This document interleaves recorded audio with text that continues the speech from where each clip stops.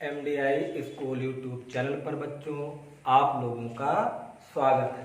चलिए, कल हमने आपको समास की चर्चा शुरुआत किया था, उसकी आपको 2 वीडियो उपलब्ध हो गई होंगी, जिसमें हमने अव्ययी भाव समास और तत्पुरुष समास की चर्चा कर ली थी। आज हम पढ़ने वाले हैं तत्पुरुष समास के जो भेद हैं, उसमें नंबर 1 है कर्मधारय समास। ठीक, पहले इसकी कुछ बातें जान लेते हैं। पहला पॉइंट इसमें क्या जानना है कि कर्मधारय समास में होता क्या है। तो इसमें 2 बातें हैं। नंबर 1 विशेष, आपको समझना पड़ेगा कि विशेष क्या है। तो पहले हम जानेंगे विशेष, और इसी से जुड़ा हुआ दूसरा हो जाता है विशेषण। क्या हो जाता है? विशेषण। कर्मधारय में विशेष और विशेषण जानना है। और दूसरी बात आपको जानना है उपमा या उपमेय। उपमेय, ठीक। चलिए, अब इस पे हम पूरी चर्चा पहले कर लेते हैं, तब आपको कर्मधारय समास बिल्कुल समझ में आ जाएगा। अब बात है कि विशेष और विशेषण क्या है और उपमा और उपमेय क्या है। तो अब ध्यान से आप सुनिए। जैसे आपने सुना होगा चरण कमल बंदो हरै। अब वहां पर अगर हम बात करें, विशेष का मतलब होता है जिसकी विशेषता बताई जाए। जैसे अगर कमल की विशेषता चरण से की जाए, कमल की विशेषता किससे की जाए? चरण से। और आपको ये भी पता है कि कमल और चरण में बहुत अंतर है अंतर ना। कमल कहाँ मिलेगा? तालाब में मिलेगा। तो जिसकी हम विशेषता बताते हैं, जिस किसी वस्तु की विशेषता बताएं, जैसे कहें ब्लैक बोर्ड बहुत सुंदर है, ये मार्कर बहुत अच्छा है, तो हम इसकी क्या बता रहे हैं? विशेषता बता रहे हैं। तो क्या हो गया? विशेष। अच्छा, किसके बारे में बता रहे हैं? जिसके बारे में बता रहे हैं वो क्या हो जाएगा? विशेषण। क्लियर हुआ? फिर से समझो। जिसकी, जैसे ब्लैक बोर्ड है, अगर इसकी हम विशेषता बहुत अच्छा है, बहुत सुंदर है, तो क्या होगा? विशेष होगा। जैसे कोई हम प्रोग्राम करते हैं, कोई आता है, उससे मिलने हम चले जाते हैं, तो उस पूरे प्रोग्राम में हम उसको विशेष मान लेते हैं। तो उस विशेष का कुछ नाम होगा ना, और जो उसका नाम होगा वही विशेषण होगा, उसकी जो हम विशेषता बता दें वही विशेष होगा। अच्छा, दूसरा पॉइंट फिर क्या है? उपमा और उपमेय क्या है? उपमा और उपमेय में तुलना की जाएगी। जैसे 2 लोग आए, कोई प्रोग्राम आपने किया, उसमें 2 मित्र आपकी आए और आपका एक मित्र नहीं आया, तो आपके जो 2 मित्र आए, तो आप उन दोनों मित्रों की तुलना उस मित्र से कर रहे हैं जो नहीं आया हुआ है आपका मित्र। जैसे हम चरण की तुलना किससे कर रहे हैं? कमल से। और कमल कहाँ है? तालाब में है, लेकिन तुलना किससे कर रहे हैं? चरण से। तो जैसे 2 मित्र जो आया हुआ है हमारे घर के प्रोग्राम पे, हम उसकी तुलना किससे करें? तीसरे मित्र से, कि हाँ हमारा मित्र ऐसा है, मतलब ऐसी योग्यता उसके जैसे है। तो जहां पर उपमा और उपमेय, तो जहां पर हम एक दूसरे वस्तु की तुलना करते हैं, वहां पर उपमा और उपमेय होता है। अगर ये दोनों बातें अगर आप पकड़ लेंगे तो कर्मधारय समास गलत नहीं होगा। अच्छा, अब एक बात इसमें और समझना है। कर्मधारय समास में उत्तर पद जो होता है वो प्रधान होता है। उत्तर पद का मतलब होता है जब कोई 2 शब्द हम तोड़ दे, जो सबसे बाद वाला पद होता है वो उत्तर पद, और जो सबसे शुरू वाला पद होता है उसको पूर्व पद। कोई प्रश्न पूछ ले कि कर्मधारय समास में कौन सा पद प्रधान होता है, तो हमारा जवाब होगा कि उत्तर पद। कल हमने इसकी चर्चा किया था ना, ग्राफ पूरा बनाए थे। तो कर्मधारय समास में कौन सा पद प्रधान? उत्तर पद। और उत्तर पद का मतलब है जिस पद का हम खंडन करें, अलग करें, जो सबसे बाद में हो, वही क्या होगा? उत्तर पद। अब एक बात और समझना है, कर्मधारय समास और बहुब्रीहि समास में आप फंस जाते हैं। तो दोनों का अंतर पहले समझ लीजिए, तब इसके उदाहरण नहीं गलत होंगे। नहीं, आपको इनके उदाहरण ऐसे लगेंगे कि बहुब्रीहि समास में जा रहा है। सीधी सी बात आप नोट कर लीजिए, बहुब्रीहि समास वही होगा जिस चीज की हम बात करें उसका प्रधान कोई तीसरा हो। जैसे हम कहते हैं लंबोदर, लंबोदर सिर्फ गणेश जी को कहा जाएगा, हमको तो कहा नहीं जाएगा। अगर हमने कहा दशानन, तो दशानन सिर्फ किसको कहा जाएगा? रावण को। हमको तो कहा नहीं जाएगा। तो अगर जब किसी विशेष व्यक्ति को अगर कहा जाए तो आप समझ जाइए कि वहां पर बहुब्रीहि समास, और जहां अर्थ न निकले किसको कहा जा रहा है तो वहां पर हो जाएगा कर्मधारय समास। अब उदाहरण समझिएगा बहुत ध्यान से। जैसे हम उदाहरण सबसे पहला ले लेते हैं पीतांबर, और याद रहे पीतांबर में आप फंस जाते हैं, ये जाता है किसमें, कर्मधारय में भी और बहुब्रीहि में। तो चलिए ध्यान समझिए कैसे आप जानेंगे। तो हम पहला उदाहरण लिख रहे हैं। अब पहला उदाहरण है यानी जैसे में नंबर 1 हम लिखने वाले हैं। पहला उदाहरण आपका हो जाएगा क्या, पीतांबर। तो हमने लिखा पीतांबर। अब ध्यान दीजिएगा, एक पीतांबर लिखा जाता है, इस पे अनुसार लग जाता है। याद रखना, हम कभी ये नहीं कहेंगे बिंदी लगा है, बिंदी ऐसा जो हम कहते हैं अनुसार या विसर्ग कहते हैं, अगर लगा होता अनुसार लगा रहता है। जब अगर पीतांबर लिखा जाए ऊपर अनुसार लिखा हो तो बहुब्रीहि समास में चला जाता है। पीतांबर पढ़े होंगे ना, शिव जी की आरती, एकानन चतुरासन पंचानन राजे हंसानन गरुड़ासन विश्वाहन राजे, ऐसे है ना। तो शिव जी की जो आरती है हम लोग जो पढ़ते हैं, अगर आप पूरा उसको पढ़ेंगे तो 12 से 13 उदाहरण बहुब्रीहि समास के मिलते हैं, ठीक है ना। चतुरानन, अब जो उसमें आता है एकानन, गरुड़ासन, हंसानन, ये सब जो शब्द आता सब शिव जी को कहा जाता है, ठीक। तो पीतांबर पर अगर अनुसार लगा हो, अब आप समझेंगे अनुसार सब क्या कह रहे हैं, अगर यहां पर बूंदी रख दें तब ये अनुसार होगा, अनुसार लगा होगा तो बहुब्रीहि में चला जाएगा। पीला वस्त्र, तो पीला वस्त्र धारण कौन करता है, तो किसमें चला जाएगा, श्री कृष्ण भगवान का, तो वहां पर हो जाएगा बहुब्रीहि।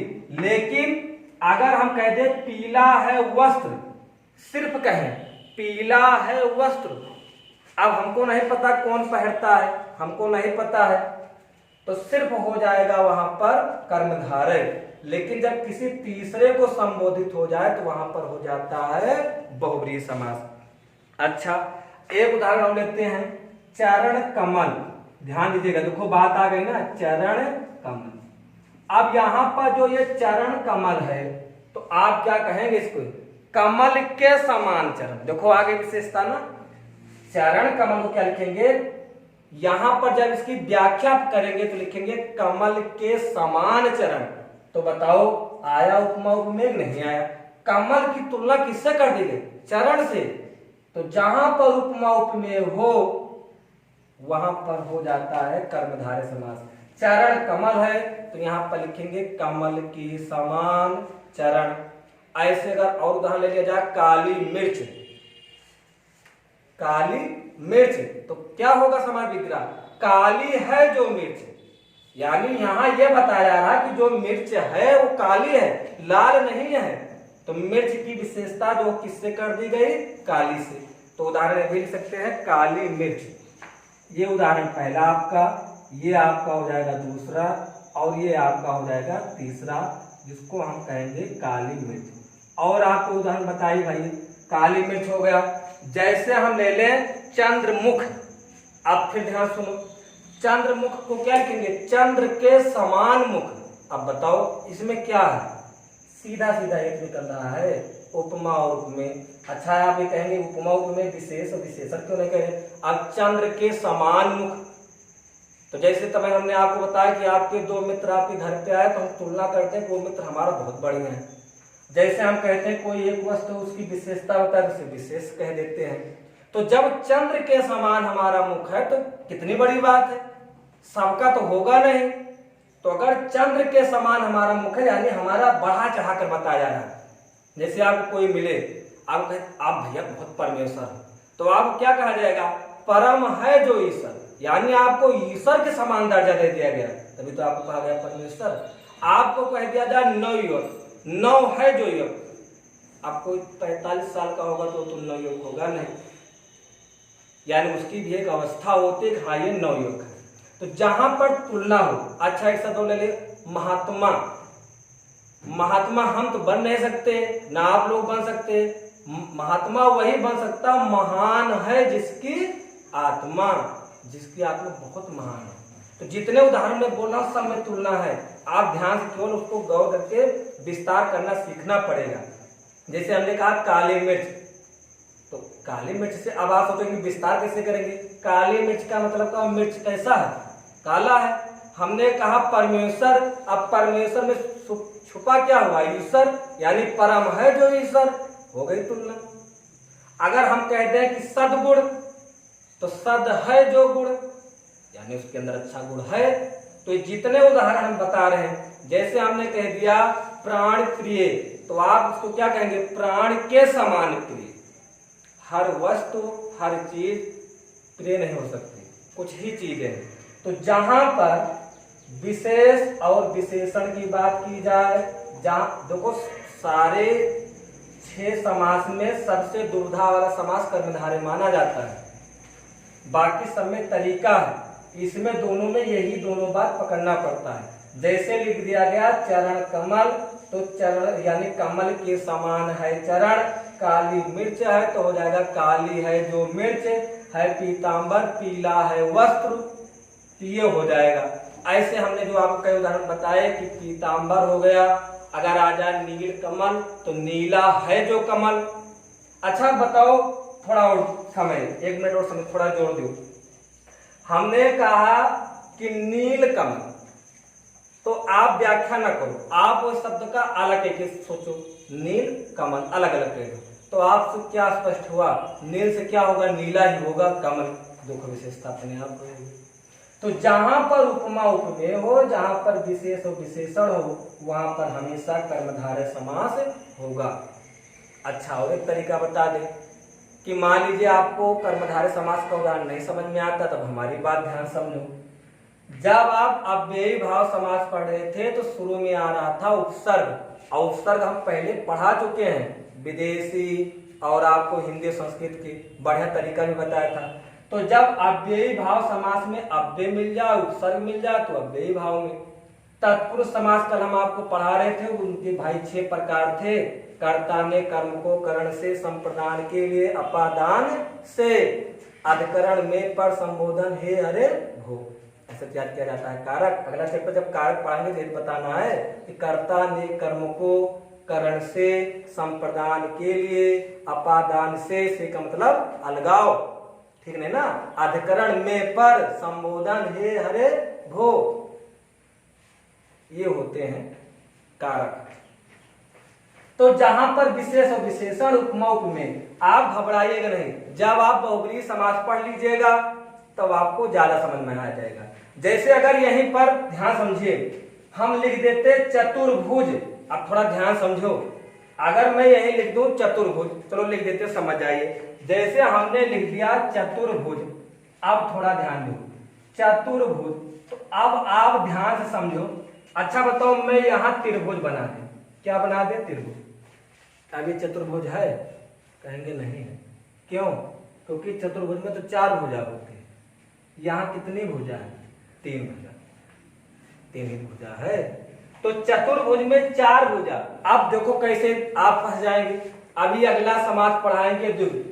जब कहते हैं चतुर्भुज तो यहाँ लिखा है चतु मतलब 4, जिसकी 4 भुजाएं हो तो चतुर्भुज। और तब हमने आपको आरती पढ़ा था एकानन चतुरासन, ठीक, आप शिव जी की आरती पढ़ेंगे तो उसमें भी चतुर्भुज शब्द आता है। तो चतुर्भुज हम किसको कहेंगे, तो हम यहाँ कहेंगे विष्णु भगवान को भी कह सकते हैं, ठीक, चतुर्भुज। तो जिनकी 4 भुजाएं हो, तो आप तो जानते हैं विष्णु जी के, यानी जिनकी 4 भुजाएं हो उसको क्या कहेंगे, तो विष्णु। अब देखो चतुर्भुज द्विगु समास में लगता है, द्विगु समास की पहचान है जिसमें संख्या आगे आई, तो 4 आ रहा है ना, लेकिन चतुर्भुज को और क्या कहा जाता है, विष्णु। जब किसी शब्द को किसी नाम से अंकित कर दिया जाएगा तो वहां पर वो हो जाएगा बहुब्रीहि समास। तो एक बार मैं फिर से इसको उदाहरण बताता हूँ, फिर कर्मधारय समास खत्म करके द्विगु पढ़ाते हैं, जानो आपका आज तत्पुरुष समास खत्म हो जाए। तो पीतांबर, पहले ध्यान से, कर्मधारय समास तत्पुरुष समास का भेद है। याद रहे कि पूछे कर्मधारय समास किसका भेद है, आपका जवाब होगा कि सर ये तत्पुरुष समास का भेद है। आपसे पूछेगा कि कर्मधारय समास में कौन सा पद प्रधान होता है, तो आपका जवाब होगा सर इसमें उत्तर पद प्रधान होता है। कोई पूछे कि उत्तर पद क्या है, आप बताइएगा जिस शब्द का खंडन करते हैं सबसे बाद वाले पद को ही उत्तर पद कहते हैं। कोई कहे समझाओ तो कहना पीला है वस्त्र जिसका, फिर जैसे चरण कमल, कमल के समान चरण, चरण सबसे बाद में चला गया, ठीक, सबसे बाद वाले शब्द को ही उत्तर पद कहते हैं। कर्मधारय समास की दो विशेषताएं याद रखना है कि इसमें विशेष और विशेषण होता है। विशेष क्या है, जिस किसी वस्तु की हम विशेषता बताएं वही विशेष है, जिसके बारे में बताएं वही विशेषण है। विशेषण 6 प्रकार के चैप्टर में पढ़ाएंगे, क्रिया विशेषण, संबंध बोधक, 6 प्रकार के विशेषण होते हैं।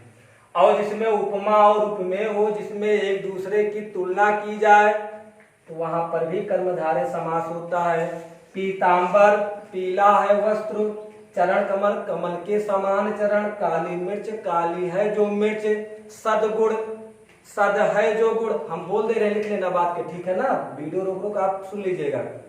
और आ जाए परमेश्वर, परम है जो ईश्वर, ठीक, इसमें भी कौन सा होगा, कर्मधारय समास। और चंद्रमुख बहुत इंपॉर्टेंट है, चंद्र के समान मुख जिसका हो उसमें भी क्या होगा, कर्मधारय समास, ठीक। महात्मा महान है जिसकी आत्मा, नवयुवक नव है जो युवक, नील कमल नीला है जो कमल। क्लियर हुआ? तो आप उम्मीद करते हैं कर्मधारय समास ऐसा कर लेंगे, ठीक। अगले नंबर पे हम चलते हैं, एक और बताएंगे संक्षिप्त से थोड़ा सा है, द्विगु समास, बस क्लियर हो जाएगा, जिससे हमारा खत्म हो जाए तत्पुरुष समास। अब ध्यान दीजिएगा, द्विगु समास बहुत आसान है, इसमें केवल एक ही चीज आपको याद रखना है बस। अगला नंबर है द्विगु समास, द्विगु समास।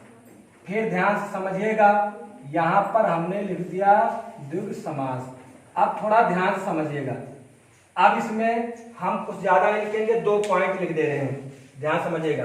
पहला पॉइंट और दूसरा, पहला है कि उत्तर पद प्रधान होता है, उत्तर पद प्रधान होता है। और दूसरा संख्यावाची क्या होता है, संख्यावाची होता है। वो बहुत सिंपल बात है, ठीक। अब ध्यान से समझो, अगर आपसे पूछेगा कि द्विगु समास, तो आप घबराओ ना मोर भैया। तत्पुरुष समास की 3 बातें, तत्पुरुष समास में कौन सा पद प्रधान, तो उत्तर पद प्रधान। कर्मधारय समास में कौन सा पद प्रधान, उत्तर पद प्रधान। द्विगु समास में कौन सा पद प्रधान, उत्तर पद। लो कितना आसान है। 6 समास में 3 समास में उत्तर पद प्रधान है, तो बचे कितने, 3। और पहला क्या पढ़ाया था, अव्ययी भाव समास, उसमें पूर्व पद प्रधान होता है, तो कितना क्लियर होगा, 4। यानी 3 में उत्तर पद प्रधान, ज्यादा पूछा जाता है कि कौन सा पद प्रधान है, तो 3 में उत्तर पद प्रधान, अव्ययी भाव में पूर्व पद प्रधान, 4 क्लियर हो गया, ठीक। अब ध्यान समझिएगा, तो इसमें भी उत्तर पद प्रधान होता है। और द्विगु समास उसी का सही होगा, क्या हो, संख्यावाची, जिसके पूर्व में संख्या हो, और जिसके पूर्व में संख्या है वो सारे समास क्या हो जाएंगे, द्विगु समास। चलिए नंबर 1 उदाहरण लिखते हैं, आप लोग भराटिया इसको बताएंगे। पहला उदाहरण हमने ले लिया कि चौराहा, आप बताइएगा भैया, चौराहा, ठीक। अब बताओ, यहां लिख दीजिएगा जैसे। अब चौराहा का जब हम करेंगे संधि विच्छेद तो क्या होगा, 4 राहों का समूह। चौराहा मतलब क्या होगा, 4 राहों का समूह। तो बताओ, चौराहा लिखा है, शुरू में चौ लिखा मतलब 4 बता रहा है, आगे इसका जब हम करेंगे तो क्या होगा, चौराहा होगा 4 राहों का समूह। और जहां संख्या, यह लिखा साफ साफ, जहां संख्या आई वहां पर होगा द्विगु समास। तो चौराहा में हो गया 4 राहों का समूह। अब जैसे आप लोग कहते हैं क्या, दोपहर, क्या दोपहर, तो दोपहर मतलब क्या हो, दो पहरों का समूह, उधर सुबह इधर शाम। तो दोपहर में क्या आया, दो आया, क्या आया, तो दो पहरों का समूह। और ऐसे आप लोग सुने होंगे नवग्रह, नौ ग्रहों का समूह। जो बोल रहे हैं ना ये लिख लिया करो, इंपॉर्टेंट है। ज्यादा लिखे तो ध्यान न दिया करो, जो हम बताए फीड कर लू, ठीक है ना। जैसे लिख लीजिएगा नौ ग्रह, लिख दे भैया, नहीं आप बात के बनाओ ना। नौ ग्रह हो जाएगा और हो जाएगा दोपहर, ठीक। सब में संख्या मिला, बताओ नौ ग्रह में क्या मिल रहा है, नौ।